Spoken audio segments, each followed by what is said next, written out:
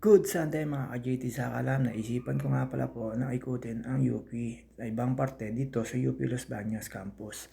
Ayan po, dyan po ako unang pumanik sa may sirka. Ayan po yung ahon na sa kabila po ng papanik ng forestry.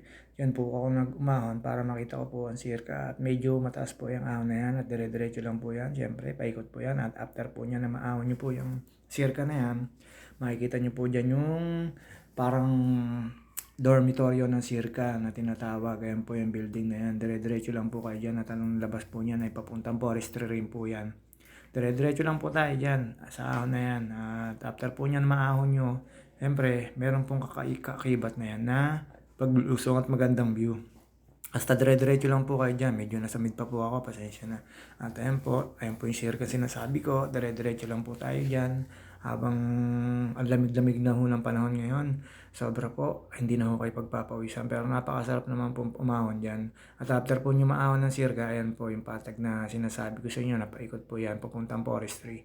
Andyan po may magagandang bahay na kahoy. Meron po mga nakatira dyan na individual na di ko alam kung nagtatrabaho po sa UP, sa IRI, basta po may mga bahayan po dyan after nyo pumaahon yan. At syempre, dire-diretso lang po tayo dyan, pababa ng UP. At alam niyo naman po, ikutin po natin ngayong linggo. Yan sinasabi ko sa inyong UP campus. At ayan po, dire-diretso lang po tayo dyan. At syempre, napag-isip po ako dyan na panikin ko po yung Putho. Dumiretso lang po ako dyan papuntang Putho, pero dumaan ako sa may Baker. Ayan po yung sinasabi ko sa inyong bahay. Ayan po yung bahay na sinasabi ko sa inyo dyan. Nasa loob din po ng UP yan. Papanik po ng Mount Makiling yan. Dire-diretso lang po tayo dyan at after nyo po ma-diretso yan, syempre, bababa po kayo. At ayan po yung sinasabi ko sa inyong baker. Ayan, shoutout po kay sa mag-amang si Uji Palentino at yung kanyang anak. Ayan po, nagja-jogging po sa may kaliwa. Ayan, makikita nyo po yan, taga-Pansul po yan. Napakakisig po niyan. Romy Attack po yan. Joke lang po, nakita ko lang po sa UP yung mag-ama nagja-jogging. Tinawag ko po yan, shoutout po sa inyong dalawang mag-ama. Ayan, ang lumingon mo sa akin yan. Tinawag ako niyan ni Uji Palentino. Ayan, dire-diretso lang po tayo dyan. At syempre po, dadaan po tayo sa may animal husbandry na sinasabi. Ayan, animal science po. Dire-diretso lang po tayo dyan para marating nyo po yung sinasabi ko sa inyong ahon na papuntang Putho. At ayan po, syempre, dire-diretso lang po tayo sa magandang yan. Napakalamig po ang pumidal niyan, pero syempre, kailangan nyo pong pagpawisan, kaya medyo ganado ho tayong pumidal dyan kasi hindi maramdaman ng pagod dahil ayun po dire-diretso lang po tayo dyan. Hindi ko lang alam po kung ilang gradient yung aahunin ko dyan, basta yan dadaanan nyo po yung mga gawaan ho ng gatas dyan na dyan po pagdating nyo po medyo amoy syempre mga kinukunan ng gatas na baka, kalabaw, ayun, dire-diretso lang po tayo dyan. And after po nyan, pagkakaliwa nyo po, ayan yung kalsada na po, medyo na maganda na po yan, mag-aahon na po tayo dyan, malapit na po mag-ahon. Dati po, espaltadong lubak-lubak yung kalsada na yan, pero nagulat ako na nakita ko, ito na magandang semento. At ayan po, dire-diretso lang po tayo dyan. At after po niya mga kurbada na yan, makikita nyo po ako, syempre. At ayan, dire-diretso lang po tayo dyan. At napakalamig po talaga ngayong umaga. Ngayong Sunday na to. At ayan, dire-diretso lang po tayo dyan.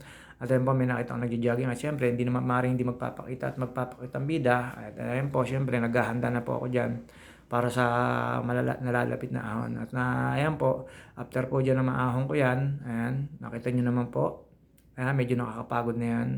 Medyo pinawisan na po ako dyan, kahit po napakalamig dyan sa lugar na yan.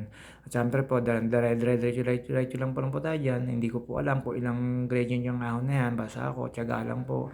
At wala po ako speedometer, kaya hindi ko po alam kung anong, pero maganit po sa paa. Sobra pong maganit sa tuhod.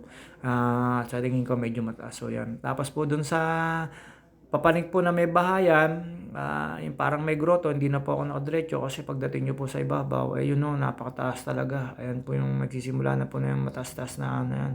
At sinasabi ko po sa inyo na pataas pa uli na may daan parang bricks, napakataas yung ahunin. At syempre po, ayan, mamaya papatayin ko na yung cellphone dyan para hindi nyo po makita nagtutulak. At after po nyan, ayan yung sinasabi ko sa inyong kakaliwa ho kayo dyan. Tapos makikita nyo po yan. Napakataas po nyan.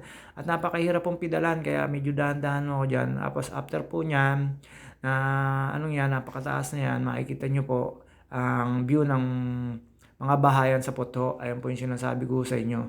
Ayan po dyan, maahon na. Ayan, tumigil ako dyan dahil sa banda ron, ang dami hong aso, ang lalaki ng aso, puro po, aso, puro dekalidad na aso kaya ako diyan na lang ako tumigil para hindi nila ako makita. Ayan po yung mga sinasabi ko sa inyong Barangay Puto, tapos makikita niyo po yung kabilang bundok halos kapantay ko na, ibig sabihin nun napakataas po ng inahon ko.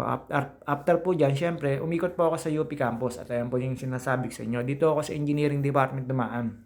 Ang JT Saka alam niyo po ay sa Engineering Department dumaan po, diretso lang po papunta doon sa may land bank sa loob ng UP campus, yung mga building po ng mga estudyante. At ayan, siyempre po, after po niyan, na matapos nyo po, kakanan po kayo dyan sa sinasabi kong yan. Ayan na po yung UP campus. Iikutin ko po yan hanggang sa makarating po ako sa pamantasan lungsod ng UP.